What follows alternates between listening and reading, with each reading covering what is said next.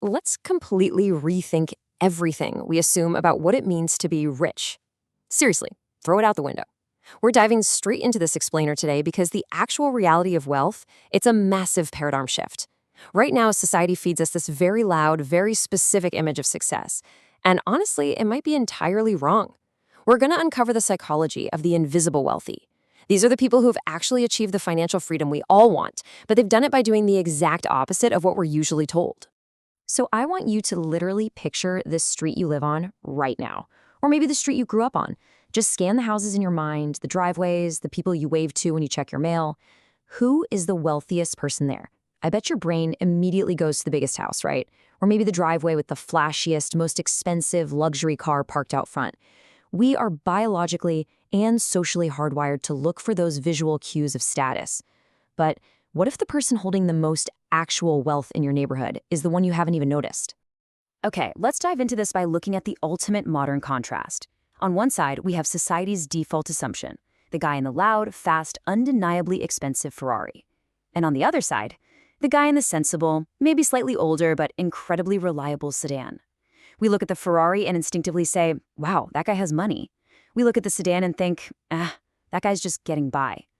But the data and the psychology behind it tell a completely different story about the reality of the invisible wealthy. Section 1. The Ferrari Illusion. To really understand this, we first have to deconstruct the lie we've kind of all bought into. Look, we all love nice things, and there's a very real sense of validation in seeing someone achieve a level of success that lets them buy luxury goods. But we have to firmly separate the act of buying luxury from the state of actually being wealthy. Here's the secret. The real millionaires are usually not the guy in the Ferrari. Think about it. When you see someone driving a $300,000 car, the only thing you know for absolute certain is that they have $300,000 less in the bank. Or, worse, they're sweating through high-interest debt and stressing over massive monthly payments just to maintain this costume of wealth. Flashy spending usually just means you're looking at a high-income spender, definitely not a high-net-worth saver. Section 2. The Millionaire Next Door. So, if the real wealth isn't in the Ferrari, where is it? Well, we're shifting from that loud illusion to the quiet reality. And this brilliantly illustrates the concept of the millionaire next door. It's not just a catchy phrase, it's a highly documented psychological concept describing the invisibly wealthy. We're talking about everyday people, teachers, small business owners, middle managers, who achieve massive financial success because they actively reject the immense social pressure to look wealthy. They aren't trying to keep up with the Joneses. Honestly, they're letting the Joneses go broke trying to look rich.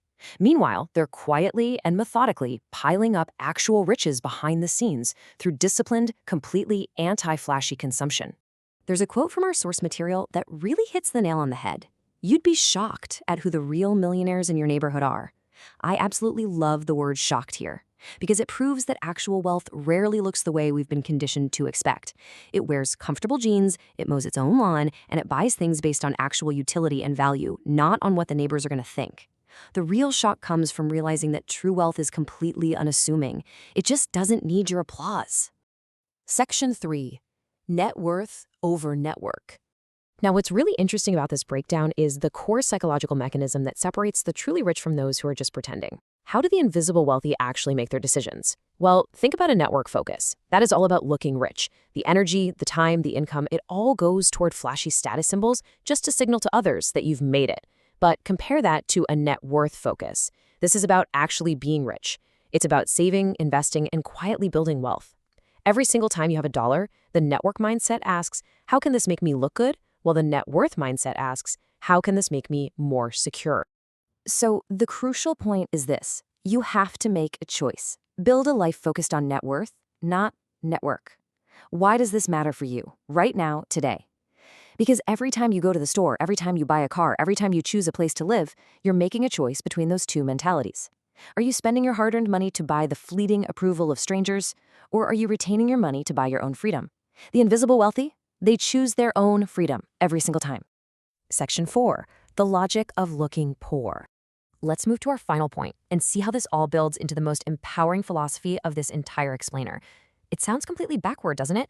But this is genuinely the fastest, most logical roadmap to actually getting rich.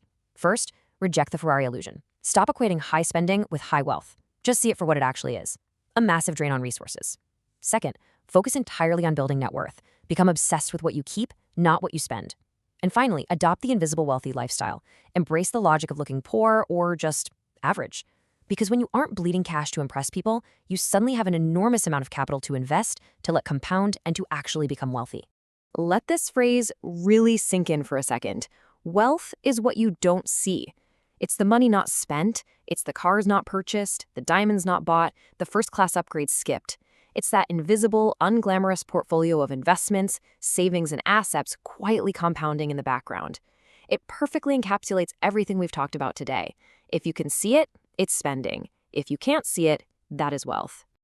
I want to leave you with a final, pretty provocative thought to take with you long after this explainer ends. Take a real look at your own bank statements. Look at your own driveway. Look in your own closet. Are you spending to look rich today or saving to be rich tomorrow? The invisible wealthy made their choice a long time ago. Now it's your turn to make yours.